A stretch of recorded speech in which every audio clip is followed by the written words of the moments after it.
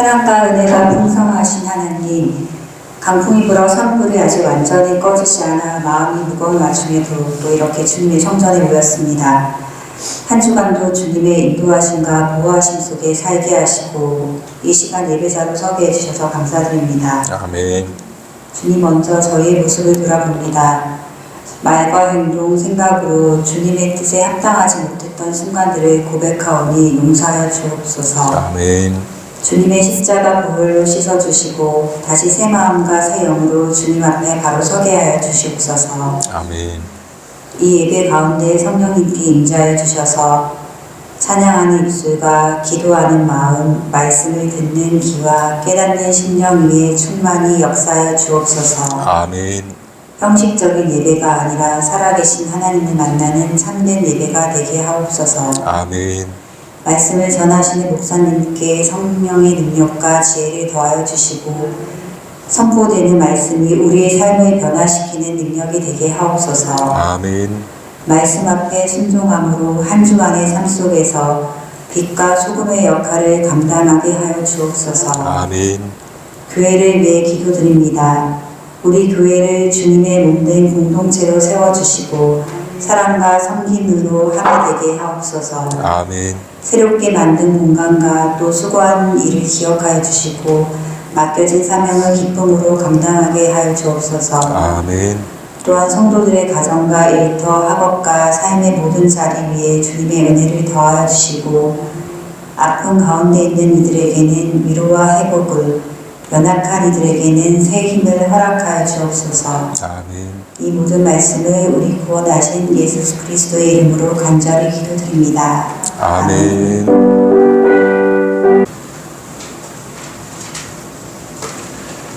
제가 공독하겠습니다.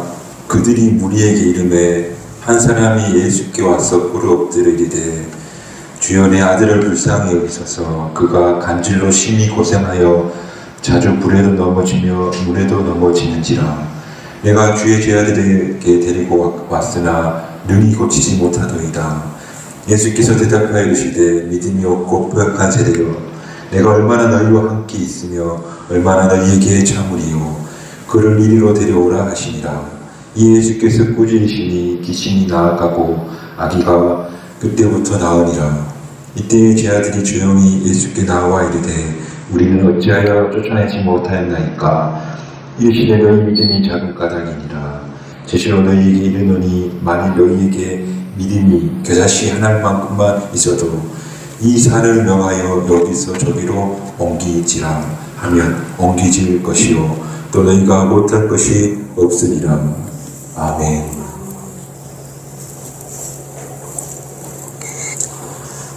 지난주 따로 예수님은 높은 산에 올라가셔서 기도 중에 넘어뜨셨다. 그리고 함께 올라간 세 제자가 보면서 깜짝 놀랐다. 그리고 이제 다시 산 아래로 내려온 이야기를 오늘 들려주고 있습니다. 예수님과 세 제자가 산 아래로 내려왔더니 한 사람이 다가와서 엎드려서 간청하는 겁니다. 내 아이를 불쌍히 여기소서. 저가 간질로 심히 고생하고 불로도 넘어지고 물에도 넘어집니다. 그래서 당신이 안 계실 때 제 아들을 찾아가 고쳐달라고 했는데 아무도 고치지 못하더이다. 이때 예수님이 탄식하시는데 그 간질 걸린 아이를 고치지 못하는 속수무책인 제 아들을 향한 탄식으로 보여집니다. 이렇게 말합니다. 믿음이 없고 배역한 세대여, 내가 얼마나 너희와 함께 있으며 언제까지 너희에게 참아야 하겠느냐. 그렇게 말씀하시고 그 병든 아이를 고쳐주신 이야기를 오늘 본문이 우리에게 들려주고 있습니다. 또 한 번의 기적적인 치유가 일어난 것으로 보이지만, 그러나 마태복음의 저자 마태는 놀라운 기적을 행하셨다 걸 전하고자 하는 목적이 아니고, 마태는 다른 이야기를 들려주고 있는데 그게 19절, 20절인데요. 이 일이 있고 난 후에 제 아들이 찾아와 조용히 예수님께 여쭙는데 우리는 어째서 쫓아내지 못하였습니까?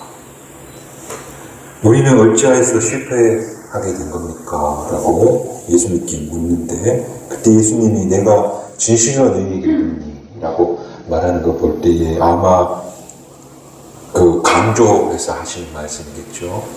내가 진짜로 너한테 말하는데 너희에게 믿음이 겨자씨 하나만큼만 있어도 산을 옮길 수 있을 터인데 너희 믿음이 작은 까닭이다. 말하자면 예수님은 믿음에 대해서 이야기하고 있고 또 마태도 믿음에 대한 강조를 오늘 이야기를 통해서 하고 있는 바로 마태복음의 기록자인 마태는 믿음이 무엇인지에 대해서 오늘 예수님이 하신 말씀을 근거로 이야기하고 있다. 믿음이 뭐냐?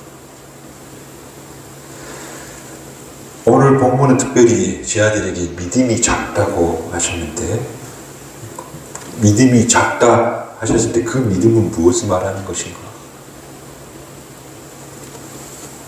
보통 우리 시대를 살고 있는 현대인들은 믿음이라고 하면 어떻게 정의하냐면 어떤 주장이 있어요.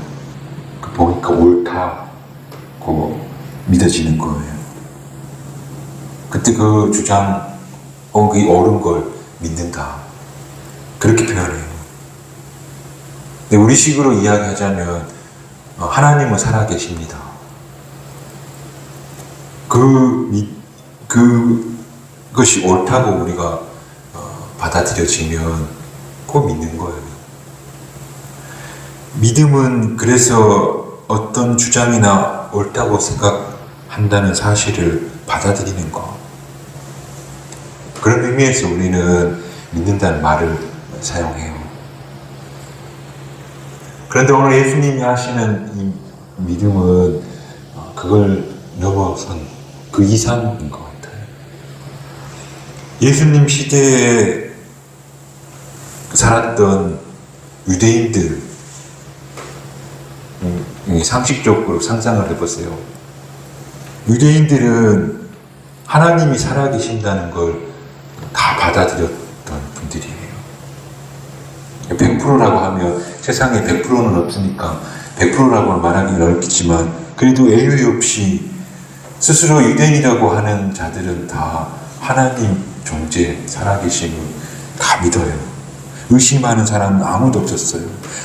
하나님이 살아계신다는 건 그들에게 상식인 거예요. 그래서 하나님이 살아계신다는 거, 믿는다는 거, 그건 너무나 당연한 거니까 그렇다면 이 당시에 믿는다는 것, 하나님을 믿는다는 건 무엇을 말하는 것일까? 하나님이 살아계신다는 것, 존재한다는 것 그냥 기본이고 뭘 믿어야 되는가? 당시 요구된 믿음은 바로 그 살아계신 하나님은 인격적으로 신뢰하는 것. 하나님을 내가 인격적으로, 전적으로 신뢰하는 것. 오늘 예수님은 너희가 믿음이 작다고 하시는데 달리 말하면 왜 너희가 하나님을 전적으로 신뢰하지 않느냐? 왜 믿음이 작으냐? 하나님이 살아계신다는 것을 믿느냐 안 믿느냐는 믿음이 아니고 너희가 하나님이 살아계신다는 걸 믿으면서도 불구하고 왜 전적으로 하나님을 신뢰하지 않느냐? 그걸 예수님이 지금 말씀하시고 계시고 그들의 신뢰가 작은 까닭이다. 아브라함을 가리켜 믿음의 조상이라고 우리가 부르잖아요. 아브라함이 처음으로 하나님이 살아계시다는 것을 믿었던 사람이기 때문에 믿음의 조상이라고 말하는 게 아니에요. 아브라함은 하나님을 인격적으로 신뢰하신 분이세요. 네 아들을 바쳐라고 하시는 명령 앞에 순종했어요. 히브리서는 하나님은 죽은 자로 살라내심이라는 걸 아브라함이 믿었다는 표현이 나와요. 그런 전적인 신뢰가, 인격적인 신뢰가 있었기 때문에, 그런 믿음을 보여줬기 때문에, 그래서 그를 가리켜 믿음의 조상이라고 부르는 거예요. 예수님은 당시 제 아들에게, 또 오늘 살아가는 우리에게 전적인 신뢰가 있느냐, 그걸 묻는 거예요. 그 전적인 신뢰가 산을 옮길 수 있는 가능성이 있다. 이 산을 옮긴다는 이 표현은 유대인들의 그런 은유적 표현이겠죠. 아마 불가능한 일, 기대하지 못했던 일들이 일어난다는 걸 가르쳐서 산을 옮긴다고 표현했을 것 같은데, 하나님을 전적으로 신뢰하면 우리가 예상하지 못했던 일들, 우리가 기대할 수 없었던 일들이 일어나더라는 거예요. 그러므로 예수님께서 오늘 그 말씀하고 계신다. 너희가 하나님을 인격적으로, 전적으로 신뢰하냐? 그걸 묻고 계시다는 거예요. 그렇다면 인격적으로 하나님을 신뢰하고 전적으로 하나님을 신뢰한다는 건 구체적으로 뭘 이야기하는 것인가? 저는 두 가지라고 생각하는데, 하나님을 전적으로 신뢰한다는 것은 먼저는 우리를 향하신 하나님의 사랑을 믿는 것. 이게 하나님을 전적으로 신뢰하는 믿음인 거예요. 요한일서 4장 16절에 이렇게 말해요. 하나님이 우리를 사랑하시는 사랑을 우리가 알고 믿었나니. 하나님이 우리를 사랑하신다는 것을 알고 믿었다는 거예요. 그게 하나님을 인격적으로 신뢰하는 구체적인 첫 번째인 거예요. 하나님께서 우리를 어떻게 사랑하시는가 하면 우리를 무조건적으로 사랑하신다. 하나님 나를 무조건적으로 사랑하시는구나 하는 신뢰. 그게 우리가 하나님께 보여드려야 첫 번째 신뢰라는 거. 어머니들이 특히 자식의 허물을 잘 못 본대. 꼭. 자식이 학교에서 문제가 생겨서 전화 오거나 혹은 학교로 오십시오 하면 가면 하나같이 하시는 말씀이, 우리 애가 그럴 애가 아닌데 친구 잘못 만나 그랬다고. 다 친구 탓을 하더래요. 어머니들은 자식들의 허물을 못 본다는 거예요. 엄마니까. 근데 어머니가 자식의 허물을 못 보는 것처럼 우리 하나님이 그러실 수 있다는 거예요. 하나님은 우리의 허물을 보시면서 그걸 어떻게 이해하시냐면, 우리 인간이 연약하기 때문에 그러는 거야. 어머니가 자식을 보는 마음이랑 똑같죠. 제가 어려서 그래요. 또 우리가 한 작은 선행, 그걸 굉장히 높이 평가하시는 분이 또 하나님이시래요. 성경이 그걸 자주 이야기해주고 있어요. 하나님은 그렇게 우리를 사랑으로 보신다. 물론 하나님 그분 자체가 사랑이시기 때문에 그럴 수도 있지만, 그러나 분명한 것은 그분이 우리를 사랑하시는 건 우리의 태도나 우리의 모습에 좌우되는 것이 아니라 우리를 그 자체로 사랑하시는 분이시다. 당신은 우리를 향한 사랑의 눈이 먼 분이시다. 그 사실을 믿는 것. 그것이 바로 인격적인 신뢰, 전적인 믿음이다. 우리가 하나님이 그런 분이라는 사실을 받아들이고, 그리고 하나님께서 나를 지극하게 사랑하신다는 사실을 인정하는 것, 그것이 바로 하나님을 향한 신뢰다. 그 사랑에 대한 신뢰를 가져야, 그 믿음이 토대가 되어야, 그 확신이 있어야만 그 겨자씨 하나 같은 믿음이 있다. 그렇게 말씀드릴 는 거예요. 우리가 자주 부르는 찬양 가운데 이런 찬양 있죠.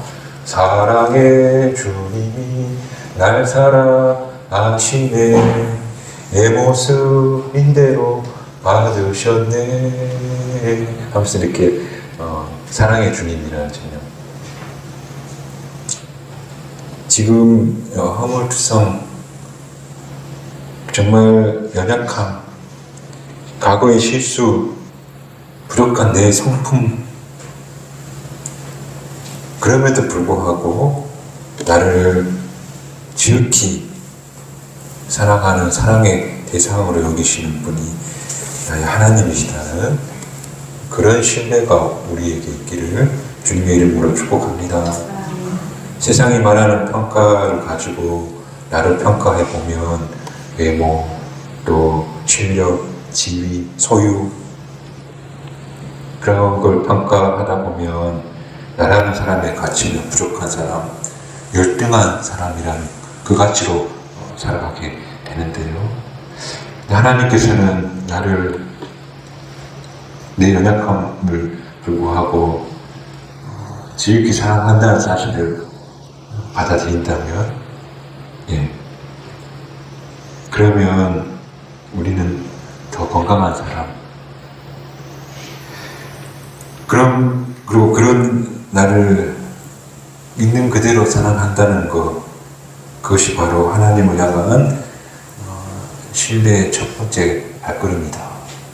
사실은 오늘 우리가 꼭 가슴에 담고 사는 우리 모두가 되기를 축복합니다. 그게 첫 번째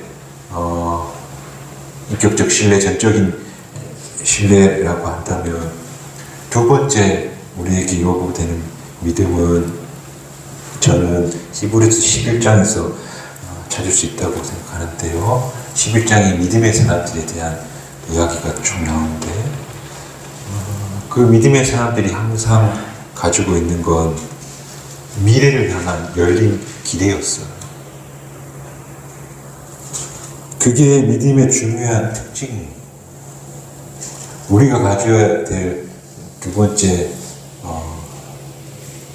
인격적 신뢰는 미래에 향한 열린 기대. 히브리서 11장 7절에 믿음으로 노아는 아직 보이지 않는 일을 경고하심을 받아 경외함으로 방주를 준비하여 그 집을 구원하였으니 이로 말미암아 세상을 정죄하고 믿음을 따라 의의 상속자가 되었느니라. 다른 말이 아니고 믿음을 바라보며 방주를 지었다는 것.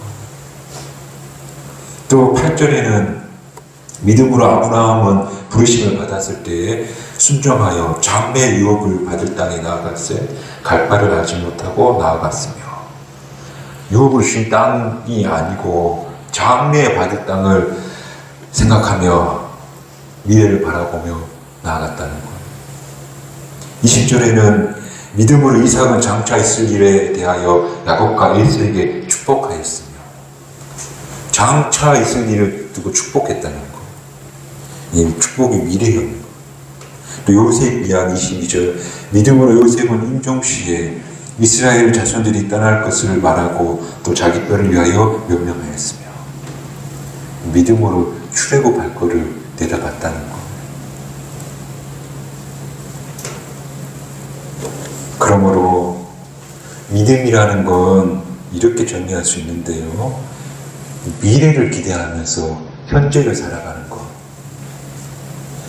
즉, 그러므로 하나님을 믿는다, 하나님을 신뢰한다는 것은 하나님께서 언젠가 하신 놀랍고 선한 일들을, 그 미래에 하나님께서 그런 일을 하실 것을 기대하는 믿음.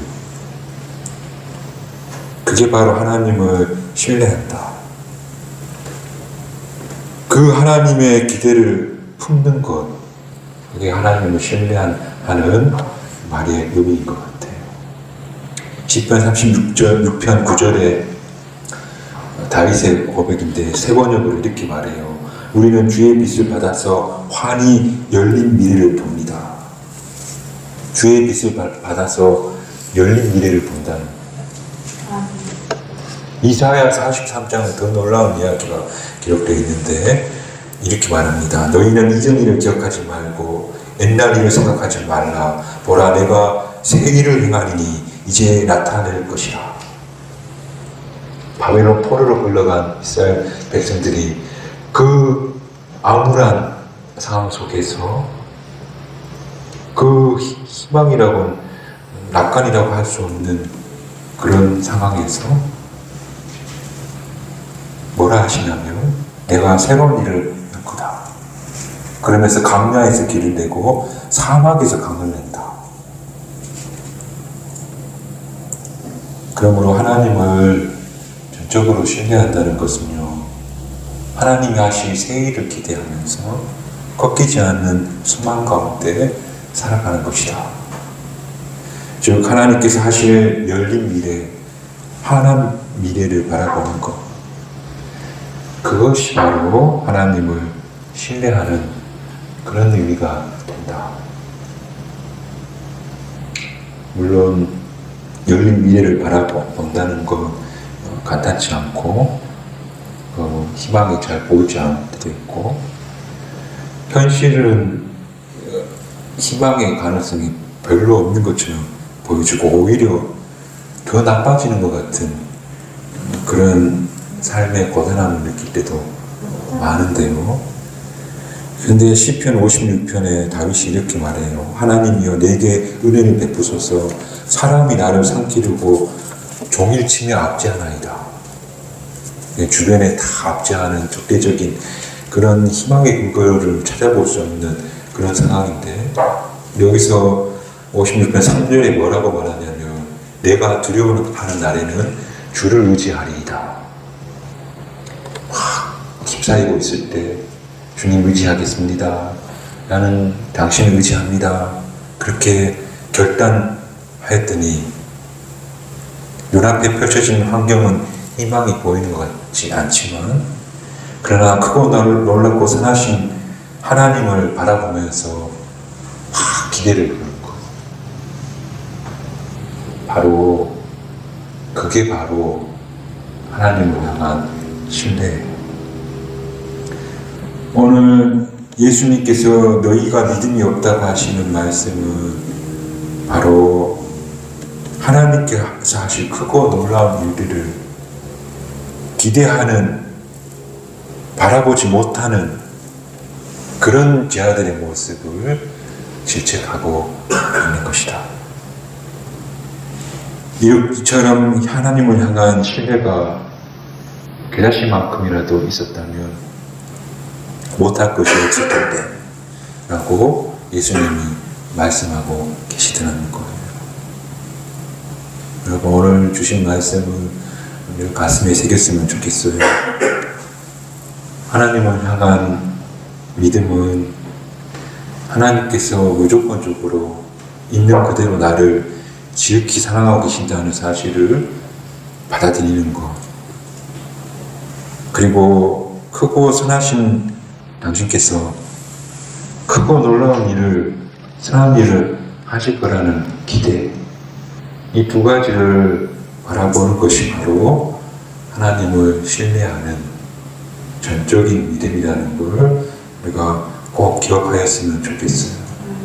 그러므로 사랑하는 성부학교 여러분, 그리스도인으로 산다는 것은 하나님을 신뢰하는 신뢰의 여정을 걸어가는 것이라는 사실을 기억했으면 좋겠어요. 믿음으로 산다는 것은 하나님을 계속 신뢰하려고 결단하면서 걸어가는 여정이라는 거예요. 하나님을 신뢰하지 못하면 자기를 이제 온전히 받아들이지 못하는 불편함, 또 미래의 어두운 전망 속에서 서성거리며 살아가는 그런 고단함만 남게 돼요. 그러나 분명히 하나님을 신뢰하고자 한다면 하나님은 있는 그대로 나를 사랑하신다는 그 신뢰를 가지고 있으면 자신을 용납하면서 자신을 사랑할 수 있게 되는 사람이 되어지고 또 하나님이 행하실 선한 큰 일을 소망하며 살아가는 사람은 그러면 정말 삶 속에서 예기치 못했던 일들이 막 펼쳐지는 것들을 보면서 살게 되더라는 것. 하나님을 전적으로 사랑한다는 사실을 받아들이고 그가 선한 일을 하실 것이라는 기대를 가지고 있는 사람들은 정말로 그 삶의 자리가 복되어지고 그리고 정말 예기치 못한 일들을 막 펼쳐지는 걸 경험하는 그런 믿음의 삶을 살게 된다. 이 믿음이 있고 없고는 이렇게 큰 차이가 있다는 사실을 우리가 꼭 기억하며 살기를 주님의 이름으로 축복합니다. 마지막으로 오늘 예수님을 통해서 하나님이 어떤 분이라는 걸 들었어요. 우리를 향한 크신 사랑, 그리고 우리를 향한 크나큰 기대.